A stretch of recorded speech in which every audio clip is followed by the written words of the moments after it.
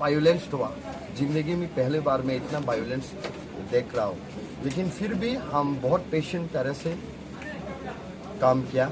और एसडीएम साहब ने भी हमें कहा, रिटर्निंग ऑफिसर पहली बार इतना पेशेंस होके काम करते हुए वो देख रहा है, तो हम सबको शुक्रिया करना चाहते हैं। Even to our police team, to our law and orders and everyone who ever work for the betterment of our people, and I think it is the victory of our people.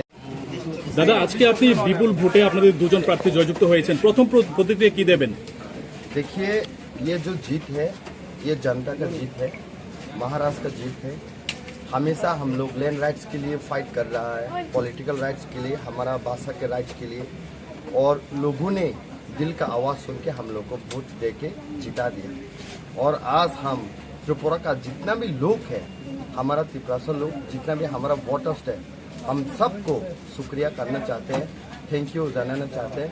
और उन लोगों की वजह से आज हम ये जो जीत हुआ, आने वाले दिन पे त्रिपुरा के लिए अच्छा दिन आएंगे। जो ग्राउंड लेवल में जो कार्यकर्ता है आपका, उनके लिए क्या मैसेज रहेगा आपके लिए?